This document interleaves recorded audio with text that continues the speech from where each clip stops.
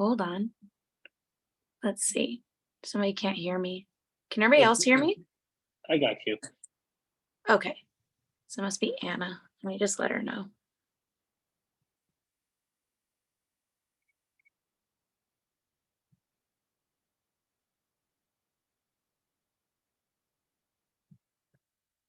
Let's see.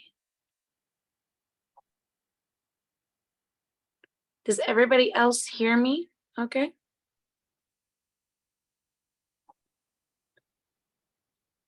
I think she logged out.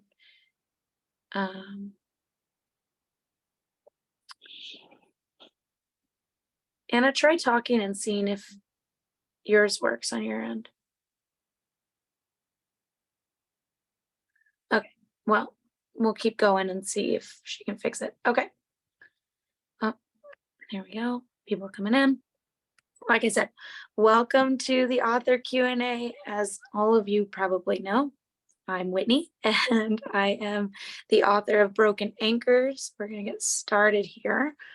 Today we're going to have a Q&A and then, guided Q&A, and then open it up for questions as we go. It's all about this new book, Broken Anchors, and I'm really excited to share it with you guys. So let me stop sharing because I'm going to share something else real quick. We have a guided Q&A with a very special person hosting.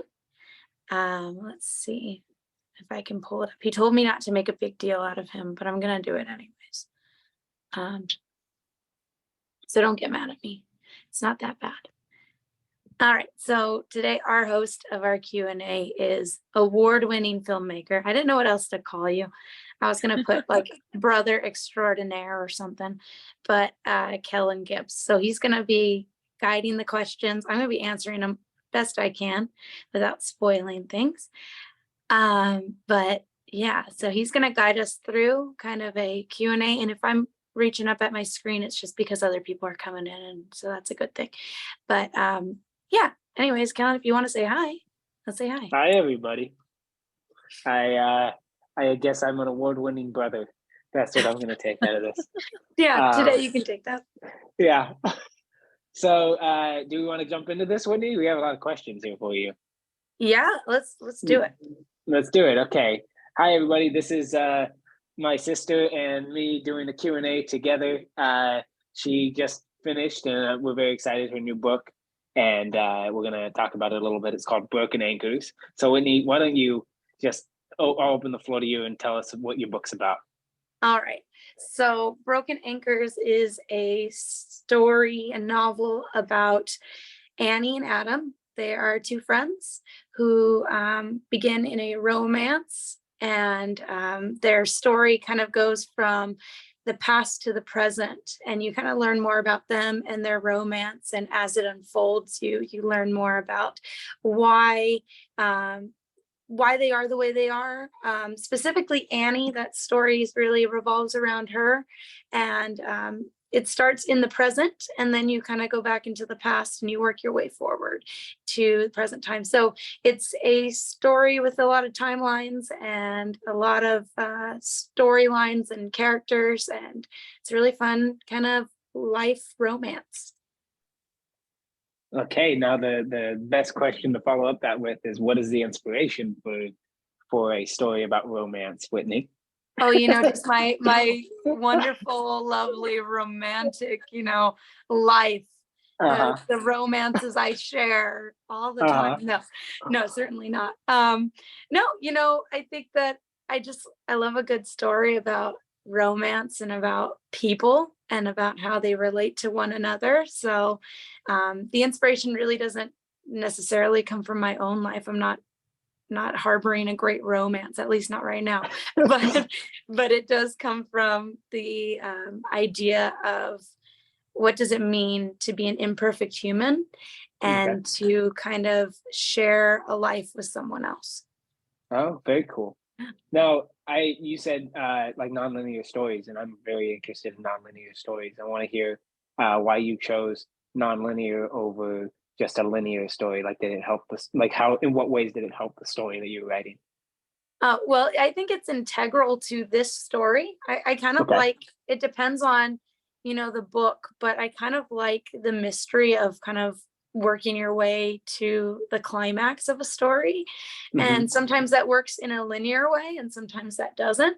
So, yeah, I decided the best thing I could do with this particular story was kind of start at the end and then work my way back to that climax part. So Yep. it was a distinct decision, in the writing process when I started kind of thinking about what the story was going to be. I'm not like a typical writer. I don't, you know, um, write out a big outline of every little detail that's going to be in the story. I kind of let the story write itself. Hmm. So as I was kind of writing the story, when I first started, I thought maybe I'd do it, in a linear kind of fashion, but it didn't seem to be working well. So I thought this is the best way to tell the story would be in a non-linear way. Was that was it hard? Like, what was the hardest part of writing this movie? I'm so used to movies. As for you, Into this the book. What was the hardest part for you? Was it like the structure? Was it the characters? Give me a little bit about the kind of struggles you had with it. oh, the hardest part. I think the hardest part was probably the structure, getting everything kind of lined up Hmm. and making that story work. In that I knew kind of where I wanted it to end up, so I wanted to make it work well. The characters kind of wrote themselves, Hmm. they kind of formed their own lives, and I just let them kind of do what they wanted to do on the page. It sounds weird to say that because Yeah, they yeah. are written from my mind, but really they just kind of jumped out at me. But as far as the story went, I think that the hardest part is to try to figure out, like, how are you gonna make this story make sense? How are you gonna make it, kind of come together and make a cohesive story where you're not giving too much away. I don't like to be spoon fed a story. I want to be able to be surprised or be excited when I'm reading the story. So I don't want it to be, kind of dumbed down so that I'm like, I can guess where this is going, but Hmm. also to where if you looked back at the story, it made sense. Cool. I'm uh, I'm curious. Is there any? Well, I'll go with this first. Um, it's a very different book than Lucas Tate, as I've heard. Mhm. So, what differences from your first book? What was it like writing a book kind of like this in comparison to writing your first book, which was more of a child's story? Oh, well, there's a lot of difference. There's lot of difference in the process of writing it and on what I did.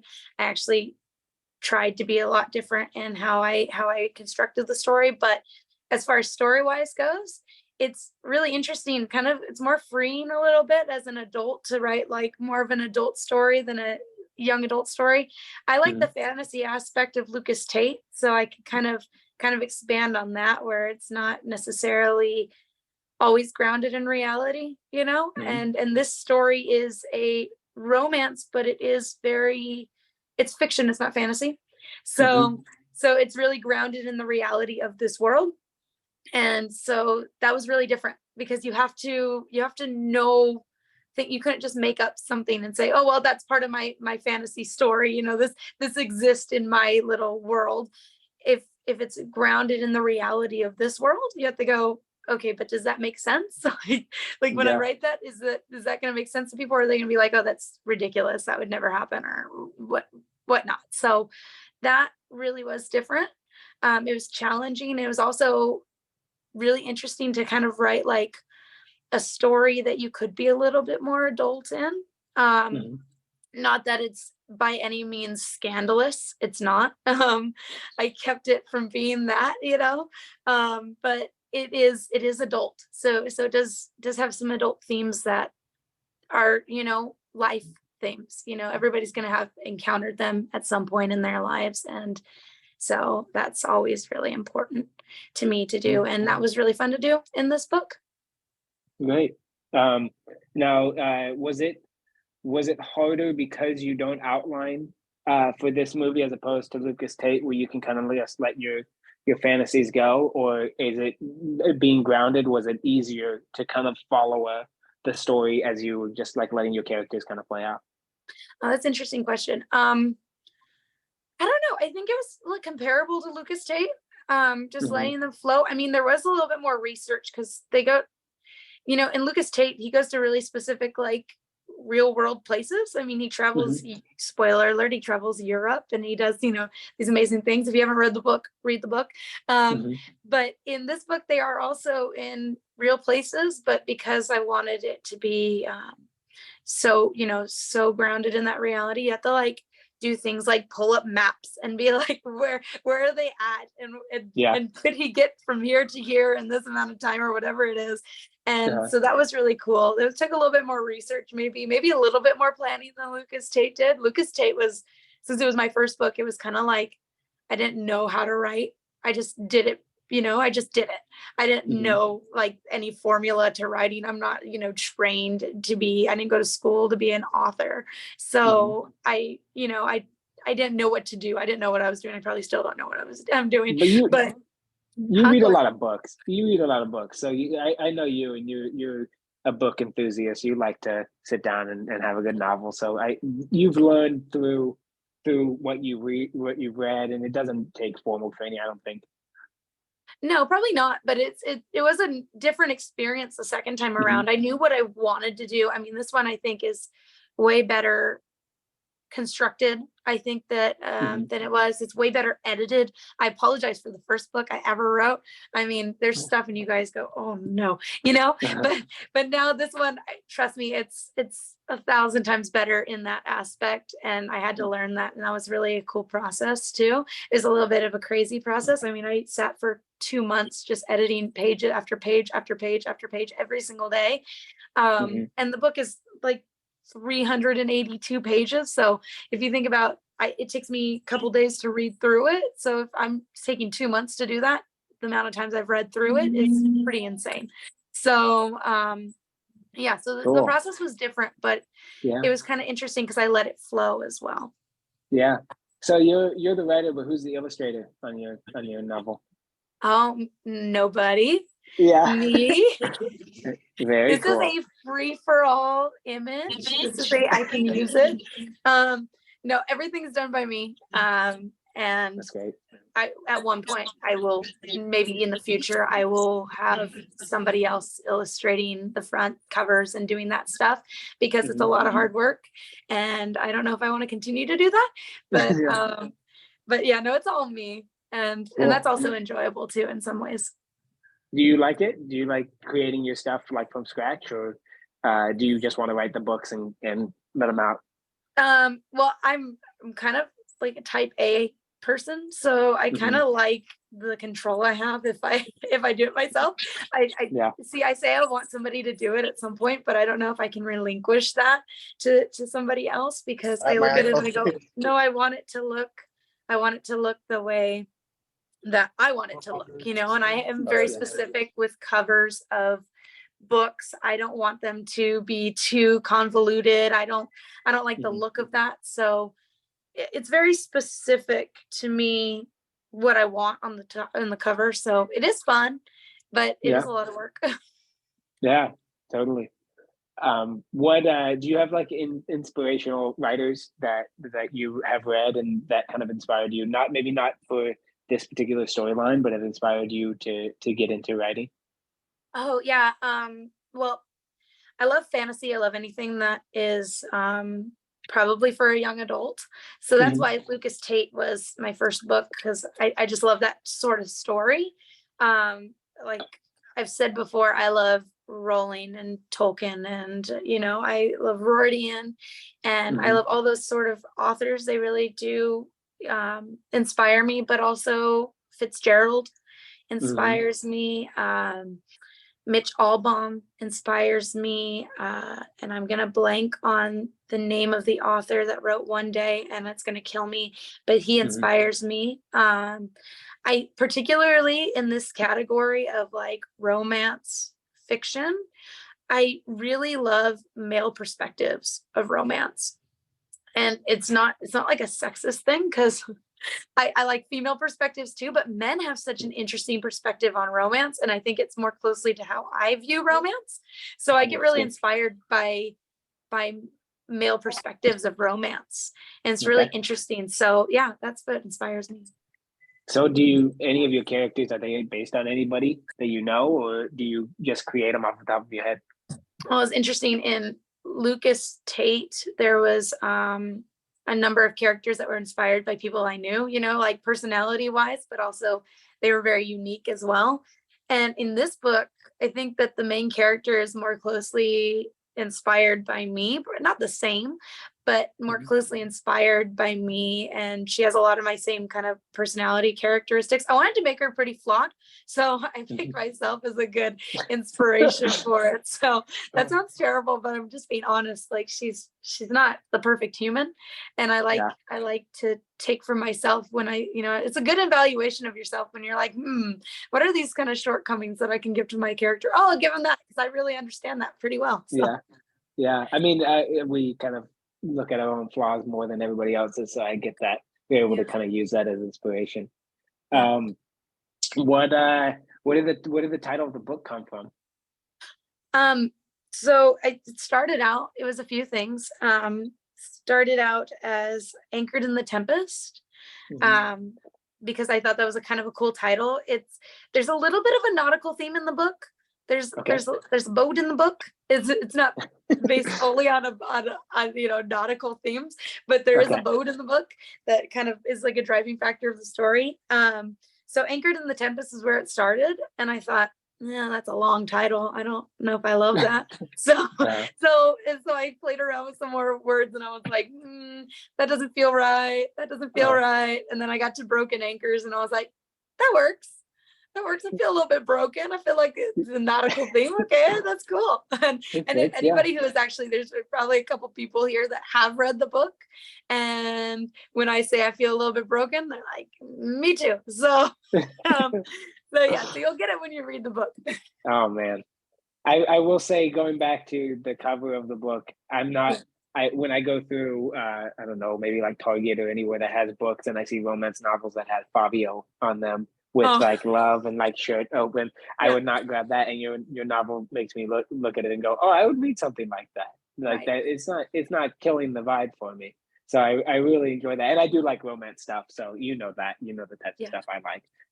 But that's cool that it's not typecast in the genre that it is. Like I look at that, I want to expect romance, and I kind of like that because I like to be surprised by those things. Yeah, that was a big thing for me too. I hate the covers of like modern fantasy, romance, all that fiction kind of books. I do judge a book by its cover, and I shouldn't, but I'll go into, Barnes and Noble. I'll go, I'll be looking for books at a bookstore. And if I see a really convoluted front, or if I see like a really lovey front, I will probably put that book down. Because one, I am not like a naturally, like I love people. Like I'm very, I hope I'm kind most of the time, but I'm not an overly lovey-dovey person. And so that makes me a little bit uncomfortable. And I don't want people to be uncomfortable when they look at my book. And I also don't want them to be embarrassed when they take it out and are reading it. So I want a cover that's going to actually appeal to not just like a woman who's looking for like a really kind of, sensual romance or something. And I want it to, apply to like guys that are hanging out, but also like it's really, appealing to the eye. I want it to look nice on like a bookshelf and stuff. So totally. And anybody who's in here and listening to this who knows Whitney knows that she's very kind. So don't let her confuse you with her statements of thinking she's kind. Anyway, how long did it take you to write the book, Whit? Let's see. I started this one probably a month after I ended the initial writing of Lucas Tate. Okay. So it started in the beginning of 2020. I put it down for a while, and then I wrote it in 4 months in 2021. And then I took it and I sat it on a shelf, and I said, okay, well, Lucas Tate's coming out. So I got to edit that. And so I did. And then I decided to pick it up again last year and edit it again and get it ready. And that's what it did. So about 4 months writing, and then a whole bunch of months editing. So the process in total started in the beginning of 2020, and now we're in 2023, and the book is coming out. Do you think that break in between writing helped you, like with make a better story, or did it do anything that you do to the novel, or was it always going to be the same thing? So the novel was very different when it started. Hmm. I thought about taking it from multiple perspectives of different characters rather than like a third, like a third person approach to it. Hmm. I thought about the story being very different. I thought about it being really grounded in the reality that we were living in at the time. And you guys know Hmm. what we were living in 2020. We went into kind of a pandemic era, and I thought maybe that'd be cool to write about, and I hated it. Um, Hmm. I deleted 8 chapters and started over because I could not Okay. stand it. And I said no. So when I walked away, it was really cool because it did get a fresh perspective.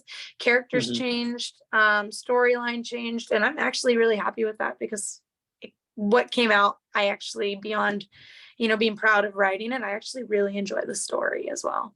Yeah, that's good. That's good. But is there like anything you would want audiences to take away, either thematically or emotionally, coming out of this book? Is there something that you went in, like a deeper meaning going into it, or do you just want the story as it is and the emotions of the story when they get all said and done with reading it? Now that I think only a couple people have read it in this what do they call the Zoom meeting? Yeah, I don't know. I think that there's a lot of lessons here, like life lessons that you could take Hmm. away from it. I think that's it's important to always have sort of something to say, even if you're not in your face saying it. I think there's something to think about every time you Hmm. have a story. If you don't have something to think about, then what's the point of the story? Hmm. But no, I just really want people to relate to the story. I want them to be drawn into what is being said and what is being told. And I really want people to, have those emotions that go with the story. I want them to be invested. If anything, Hmm. I will have succeeded if the reader is invested and lets me know that they laughed and they cried and they enjoyed the book because it made them feel something. That will make me feel good and let me know that I succeeded in the storytelling. Gotcha. Okay. So you want people to kind of bring their own sense to it and take what they will out of it. Gotcha. Yeah. Okay. Cool. How what's your writing process in terms of like, do you listen to music when you write? Because I listen to music when I write a lot, and I think it's like I do film scores because I get annoyed at people talking in my ear if they're singing. But I want to know what you listen to because I know a lot of people do different things. Oh, yeah, this book more than anything was really grounded and conveyed onto the page by music. There's Hmm. some music that's talked about in the book, and there's some that just really guided my thought process Hmm. and got me in the mood to write. I have one specific playlist, and in fact, spoiler to anybody in this meeting, don't tell your friends. At the end of the book, the playlist is there, and you can Sweet. download it on Spotify. But it is the playlist I wrote to because the music was so integral to my process of writing. And Hmm. so when you get through the book, please don't go listen to it until after because I want it to be a full experience. But Hmm. yeah, the music really did drive the story, and now when I hear those songs, it's like I'm taken back to the story, and it's pretty awesome. But yeah, no, Hmm. it's super important to me because I need to get into a headspace where I can actually write and I can actually say, no, I'm putting down my life and I'm going to Yeah. go into this story I'm telling, these lives of these people that they really do have their own lives. So yeah. Hmm. Yeah, I totally understand that. I have this is a weird question, but if you could meet any of your characters in the book, is there anybody you'd want to meet? Probably the one that's yourself, right? I'm just kidding. I think I wanna. Well, yeah, I'd like to meet them all, but Uh-huh. I would like to meet Adam. He's the So there's two main characters, Annie and Adam, and I'd Hmm. like to meet Adam because he's just like everything I would want to be as a person. Like he's Yeah. a genuinely good person, and I Okay. want to know why. And I want to ask him questions like, I wrote this character, I know all about his backstory, I know way more than this book even holds, but I would love to have a cup of coffee with him and just chat because just so interesting to me. And of course Annie, I would like to meet because I want to give her a hug. But yeah. Do you is that done like on purpose? Like, do you think about those choices, or do you just write those characters in the way? Because I was gonna say, like, are you sometimes like this I forgot you said his name, but the guy that you want to meet, Adam? is he Adam? Is he an idealistic version of a person you'd want to meet? Is that why you'd write him? Like I haven't read the book, just to anyone's full disclosure. I'm very excited to read it. But is he like your Captain America, like someone that's just like great moral standards and you would love to see this person in real life? Is that why you wrote him, or is it just this is a person that popped into your head? It wasn't like done with any other forethought. Um, I think that I had some forethought. I think that I kind of knew how I wanted to make him. He's not perfect. He's not without flaw, which I also really like, but he's kind of like the ideal human with while being grounded kind of in the reality that people are people. Yeah. And so yeah, I think I put some forethought in that, but I also think that it kind of like evolved as it was being written because it started to make sense to me, and so it kind of just flew onto the page in that way. So yeah, there's a little bit of both, I think. Cool. How do you feel after you write your book? Like, what is the feelings right after you finish a novel? Is it relief? Is it kind of like maybe like so much rewrites and so much thought is still in your head, or what's the give me the Whitney right after she finishes Broken Anchor? What is she going through? I was really sad. Yeah. With this one. I wanted to write more, but I knew that the story was done for the page at least. So I was relieved because I had completed that story and it felt complete to me. It felt like the story had been told, but I was sad because I think if I could live with these characters for 5 or 6 books, I probably would, but it doesn't suit them. And so I knew I had to kind of like end that story, even though it was still kind of like growing in my head, their backstories, and it went after the story ended, kind of was still growing. So I felt kind of relieved that it was over, but also like I wanted to sit with them some more. So it was kind of nice to go into the editing phase because I could go back to them a little bit and say, oh, okay, well, let's pick up where we were. Yeah, totally. Where can we find this book, and give us all the details about it before we open it up to questions for people? Well, Broken Anchors will come out on June 16th. It'll be on Amazon. Now, Amazon does not allow pre-sale, pre-order for their KDP, which is their direct publishing. You can pre-order it on Kindle, but not on as a physical copy. So it'll go on sale on June 16th on Amazon. Barnes and Noble, it'll be on sale and be available as of June 16th, but it's also on pre-order there. So you can actually pre-order it now. It's ready to go. And yeah, as of June 16th, they're ready to go. I will be talking about at the very end, if you are wanting a signed copy and you don't live near me, if you live near me, just buy your copy and ask me to sign it. I will sign anybody's who wants me to sign it. But if you don't live near me, I will sign yours. Nah, maybe not. But I will sign anybody's copy. But if you need one shipped, there's some information I'll put up after open the floor to questions on how you can do it, and we can get them to you. So yeah. As an award-winning brother and somebody that is very excited for your book, I will be buying one. So I'm looking forward to that. And I will take your money. Yeah.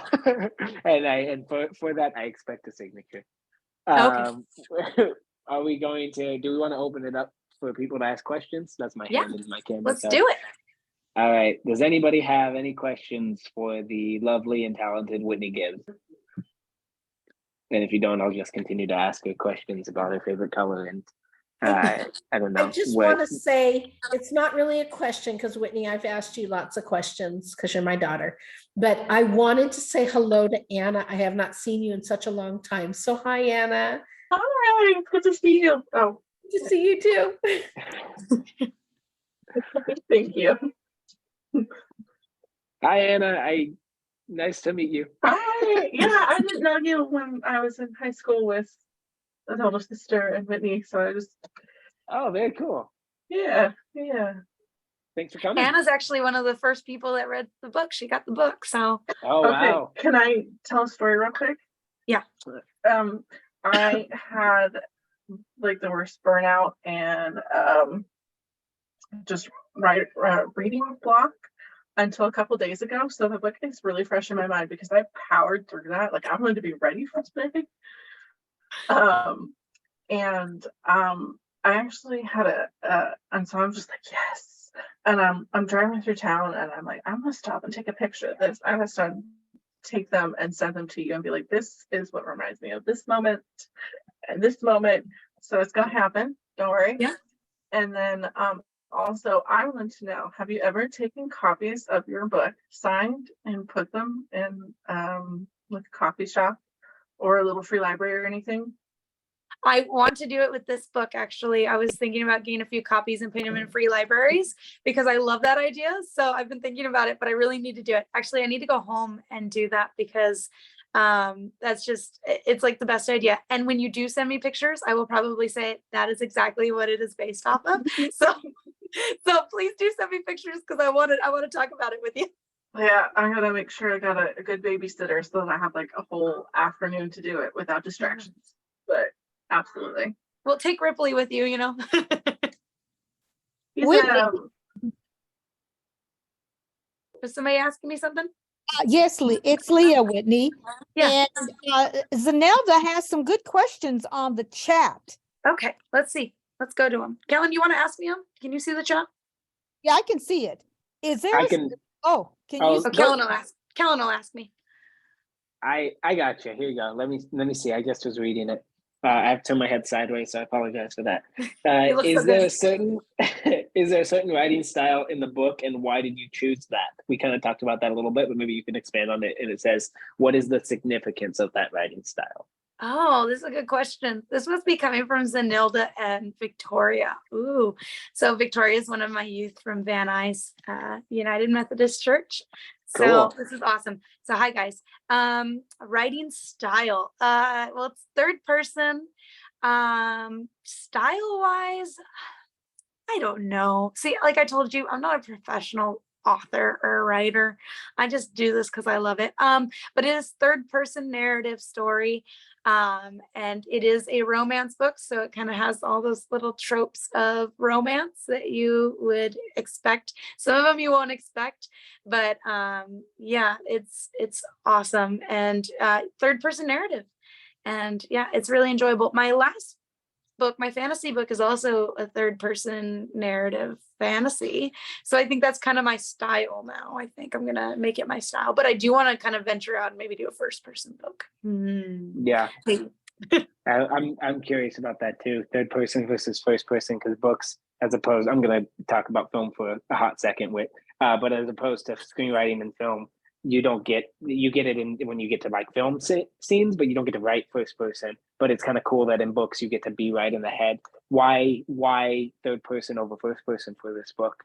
Was there any thought process there? Well, I think it's a lot easier for me to write third person.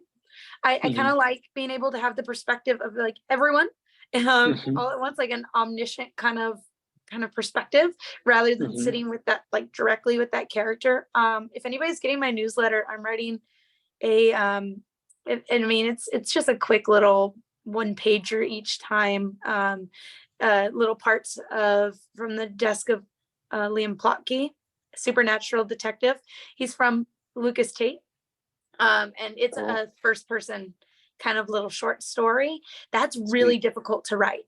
So that's really challenging, and I would love to challenge myself in that way and write like an actual novel that way. But I think third person, having that like omniscient kind of like view of the world and what you're describing, is kind of cool, and you kind of get more out of those characters than what they're just seeing, but it's a unique perspective. Totally. Yeah, that's cool. Anybody else? Questions for please ask me your question. Whitney, yeah, you're a pretty busy person. How long did it take you to write this book? Um, 4 months. I write at night when I can. So if my house is busy and people are staying up late, I don't write, which makes it hard. But I write when it's completely silent, nobody's around, and that's usually between 9 p.m. and 1 a.m. And I don't sleep a lot when I'm writing, which is okay because I think it gives me a little bit of like a fever dream about what I'm writing, the more tired I am. But I'm just joking about that. But yeah, I write it at night, and as much as I can, I usually can get out about 2,000 words every time I sit down. If I'm really into it, sometimes I get 0 out and I just stop and I go to bed. So it took me about 4 months to write and then several months to edit. So okay. So you work, you put like 4 hours, 9 to 1, right? Depends. So if I'm really doing good and I've got a lot of stuff flowing and I get to, even a chapter out, if I'm lucky, I get a chapter out, then I'll be done, and I can be done in 2 hours. And then you edit for 6 months. Then I Wow. edit for months and months and months. Yeah. So you don't have somebody edit it. You edit it yourself. No, I edit it. Okay. I do all of it. So all the flaws, if they're there, they're hers. All the great things. If you see something terrible in this, I expect it because it's me. But also, like, I apologize. Just ignore it. Ignore it. Yeah. If it's any consolation, Whitney's my editor for my script, so I do. I edit his my stuff. stuff. Yeah, that's why I was wondering if your brother was editing your stuff, because most writers have editors. Now, does Whitney edit your stuff though? She does. Yeah, she'll do spelling and grammar stuff because I'm pretty horrible at it. Even though you wouldn't expect it because Whitney edits it. It's okay. No, it's okay though, because I always find grammar stuff and spelling stuff on my own stuff. I'm like, ooh, how did I let that through? But yeah. Yeah, because my husband edits my stuff, Yeah. I always get, most of it, not most of it. Let's say I do most of the letters, but if there's something I'm really writing that's longer, like when I was in college, term papers or things like that, I would have him edit. And I said, if I ever write a book, I'm going to have an editor. So I was just curious. Yeah, it's me, and that makes the process longer. I know there's really great editors out there, and I'm gonna next one probably grab one just to help me out. But yeah. There's another question, Kay, in the chat. Do you want to check it? You see my sideways head? That's me reading it. Yeah. Okay, so Kristen has a question, and the Hi, question Kristen. is, hi, Kristen. What's your process when you have writer's block or when you feel stuck in your story? Oh, my process is take a nap and come back another day. No, it's really hard. I get really kind of sad when I can't get the story out. Right now, I am actually writing the second Lucas Tate book. It's called Lucas Tate and the Mountain of Orlog. And I have had really bad writer's block. And I think it might be due to this book coming out. And I'm like, my brain is only in this book at the moment. But when I have writer's block, I try to not be so hard on myself and say, whatever you can get out, you can get out. If you can't get out anything, that's okay. I like to read when I have writer's blocks, just so that I can maybe get creative stuff going. I like to watch some good movies and have that, kind of like that downtime. Especially if I'm writing fantasy, I'm going to go watch a fantasy movie. So I'm going to find something, and that's probably not so good because I'll probably just directly take from that movie or something. but I do go and I kind of try to fill my brain with something creative so that I can come back again. But I'm trying not to be hard on myself because it happens.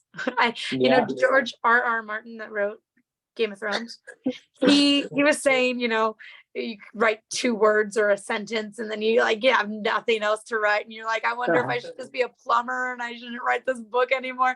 And that's that's what happens in your brain, so you kind of have to be kind to yourself. Yeah, I'm horrible too, right? If I get 2 pages, I'm good. Like, and screenplays versus the stuff that you're writing is, you have way more content, way more words in a page than I do. So 2 pages for me is probably like half a page for you, or a page at most. Well, it's funny because last weekend I kind of had a quiet house all day. And so I sat down, I was like, I'm gonna write on Lucas Tate. I'm gonna work on it because I had been having such block. And I wrote 5,000 words in a day. And I thought, oh, this is pretty good. And I have written 1,000 words since then. So it's not, it just comes and goes. And you just be kind and you go, well, I wanted this book to be done by this month, but it's definitely not gonna be done by this month. So just keep going. Just keep with it. Yeah. Anybody else have any questions? What you got? Send them at me. I'm just kidding. No, we're not. We're busy. We got 15 minutes. If you don't get it in 15 minutes, we're getting out of here. Getting out. Oh, okay. I'm curious. What have you read recently? Ooh, what have I read? I haven't read for pleasure very much because I've been really busy. What is on my bookshelf? I'm looking over at my bookshelf right now to see. I read Tuesdays with Maury again because I really like that. It's a little bit heavy. I don't remember what the one was called that we were reading. I run a book club, a monthly book club, and we read kind of different types of books. Leah, what was this one called? Chasing Fireflies. Yeah, I have to read that tonight. Start reading. Well, it's Monday. Monday. We're It's talking on about Kindle. it. So, it's on Kindle and it's free, Wendy. Whitney. there you go. Awesome. So Chasing Fireflies. And I read The Little Prince again, which Anna knows that we read in French class when we were in high school together. Oh, maybe you were gone by that time. I did not read it. I'm not that right now. Oh, okay. Well, yeah, We were supposed to. you'd graduated or something. So yeah, maybe that was French too, and I was already out of the line. yeah. A couple of months ago, Whitney picked a book for our book club because I'm part of her book club, and we read Anne of Green Gables, and a lot of people hadn't read it in years. Yeah. Everybody loved it because you go back and you read it, and we got so much out of that whole book, Anne of Green Gables. Yeah. Well, that was my grandma's favorite book. And if anybody knew my grandma was my absolute favorite person on the whole entire planet. And so she gave me her copy. And so when it came up and I thought, maybe I want to read this again. So we did read Anne of Green Gables just recently too.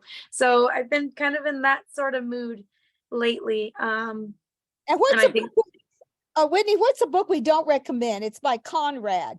Remember that book that we read Heart of Darkness recently too. And I read it in college, but nobody liked it. So yeah. My husband had to read it too, Whitney. I forgot to tell you this. He said, I think one of the worst books I ever read was that book by Conrad. I can't remember the name. It's a rough one.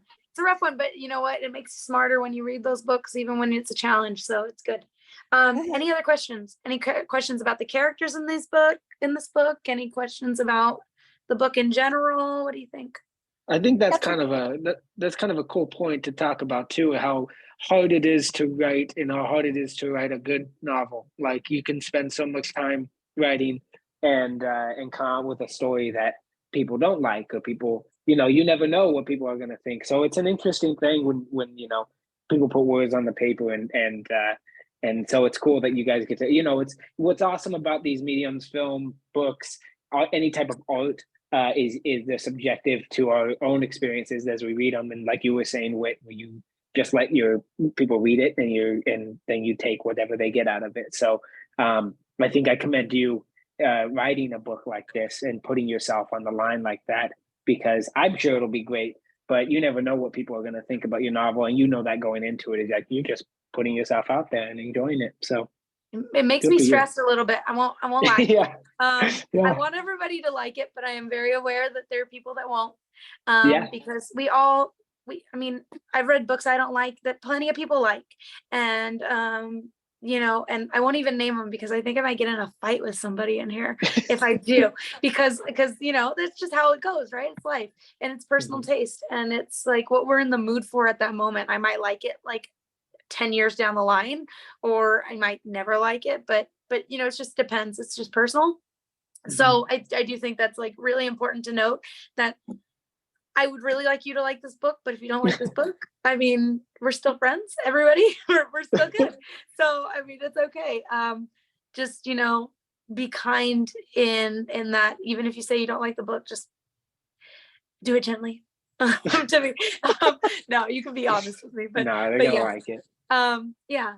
So yeah, it is. It's really an interesting thing. It's really, and you do it with film. So, Yeah. like putting it out there and putting your content out there and being like, are they gonna like it? Are they gonna understand it? Are they gonna, anything like Yeah.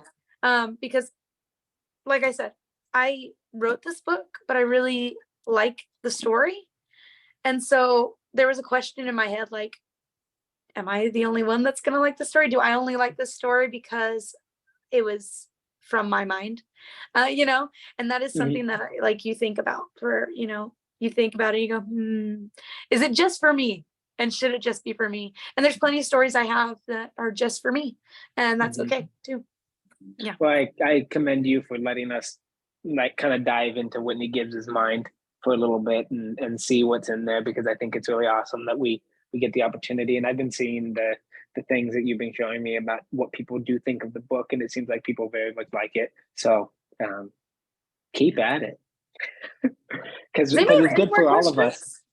Any more questions for me? I have please? a question. Yeah. Hi, darling. Hi. So, of course, as somebody who's read the book, I'm not going to give away anything, but No spoilers. besides the two main characters, who is your favorite of like the side characters? Oh, that's hard. I love Ethan. You get more of Ethan than anybody else of the side characters. So I think that's why I am invested in him. I am deeply invested in him. He reminds me a lot, and he was not purposely this way, but he reminds me a lot of the secondary character, Liam Plotke in Lucas Tate. And I think it's just because that's kind of how I see, best friend sidekicks, sort of way. So he kind of has that, he's fun. He's kind. He'll do anything for you sort of personality. So I love him. But I was really, with the characters, I was really adamant when I wrote this to represent so many different types of people, race, gender, orientation, everything, because that's life, right? In our lives, unless you are very severely sheltered, you are going to have all kinds of different people in your life. And you should. Your life should be colorful. Your life should be interesting and different. And so I made them interesting and different. And you will notice when you read my book that most characters do not have a skin color, and they do not have a lot of features that are defining of a very specific person, because I want you to see whoever you want to see there. Some of them do, and there's some that I'll just allude to, darker skin, darker hair, lighter eyes, blah, blah, blah. You'll see those things, but I want it to be who you want to see. I want you to be able to see yourself in it no matter who you are. And I think that's super important, because so many people I know don't look like me at all. They don't. And I'm so happy that they don't. And I'm so happy that we can all be different. And so, yeah, so each of the characters are different. I love them for all different reasons. But yeah, I think Ethan's my guy. Thanks. Yeah. I agree. Especially me. I don't look anything like you. And Oh, by the way, no, not at all. Not even down to the glasses. My goodness. if anyone's asking, Whitney did get these glasses before I did. So yes, they are the same glasses. I am the original. I am the trendsetter. You are. They were cool. I actually have a quick question. Yes. Sorry, I'm trying not to bogart all the time. No, you're good. Go ahead. Do you sit down and write in front of a computer or laptops exclusively, or do you ever find yourself out and you have a zinger of an idea and you just have to write it down physically? Oh, both. Yeah. I write in front of my computer. Mostly I kind of like my desk a lot, because it's a quiet spot. But if I have an idea, that thing has to come out of my head. So I have a notebook that I carry around and pen, and if something comes up, I write it down. Sometimes I wake up in the middle of the night and I have an idea, and I gotta write it down, and it goes wherever I can find it. If it's in notes in my phone, or if it's on a notepad, it goes there, and then it's added in because I don't want to forget it, and I know I will. So yeah, no, I if it comes to me, I am at, you know, the discretion of my book and of the characters, and sometimes they show up anywhere. I sound like a crazy person when I'm like, they write themselves, but they really do, because it's just the mind of their own. Like, I was talking to Darlene the other day. Darlene is in the band where I work, so I see Darlene a lot, and she had just finished the book, and we were talking about it, and she said, I want to know more of this character and that character, and I'm like, well, I got notes. Do you want to see some notes? so yeah, because my character, yes, you do. Okay, gotcha. There you go. But I'll send you some, don't worry. But yeah, it's just they have lives beyond the pages, and so when I figure that out, it's gotta come out. Any other questions? Thank you for the question. Great. I want to see the Broken Anchors napkin that just has all your little writings. That would be awesome. Like the J.K. Rowling, like, yeah, she was writing Harry Potter. Yeah, no, I'm not as cool as J.K. Rowling. I don't have all those things, but I do have notes. I have plenty of notes. I've got AI. I don't draw. I gotta tell you. So if I want to visualize things, I don't like AI. I'm going to tell you guys, this is very controversial. Sorry. I'm going to get controversial in the last few minutes of this. I don't like AI, but I do like the fact that it can make pictures for you. So if I'm trying to describe something, I want to see if I described it right. I'll just type it in and have it draw me a picture, and I'll be like, that's not what I was looking for, you know? So sometimes I do that to visualize, because I'm not an artist. But yeah, no, I've got little things and, you know, stuff like that, but it's mostly just like tons of words everywhere. I didn't know you used AI to generate. That's interesting. Not the front of this book. Not the front of this book. No. Just like ideas, right? Yeah. Your Just AI ideas. assistant that helps you out. They don't write my book There for you me. I don't believe I in know, that. I know. I wanted to make a comment, Whitney. I've been looking at your Instagram where you put like the dream people that you would love if they Oh, did a okay, yeah. movie, Bring you this know? up. Come on. And I think that the selections are just beautiful people. First of all, they are gorgeous. And I think that they seem like they would all be wonderful in a movie. So Kellen, I am going to say, I think you need to make your sister's book into a movie. Well, he hasn't even read it yet. My goodness. No, so I have been accused of thirst trapping, if you know what that means. Of my dream cast. I was dream casting one day. And I decided to put it out online. If you have looked at the Whitney Gibbs Instagram, author Instagram or TikTok, you will see they were very popular. But I dream casted. So I guess I could name them for you. Maybe I should show them. Hold on. Let me see if I've got photos in here. 1 second. We got a couple minutes. Thirst trap. Thirst trap. Thirst trapping. I know. I'm sorry. I apologize, people. I'm not sorry. I love it. Okay, so here's our main characters. This is my dream main characters. We have Sam Claflin as Adam and Saoirse Ronan. Kellen's probably excited about this. And I will say, if you've seen Little Women, you will know Saoirse Ronan is perfect for any role. But Annie, that's my Annie. And what else was she talking about? She's talking about all my cast. 1 second. I'm sorry, guys. I'm sorry. I'm thirst trapping again. I'm sorry. I'm not. No, I'm not, but I am. Okay. Oh, you know what? I've got them all here. I've got a screenshot from what I posted. It's gonna be a post. So we'll just do that. Why not?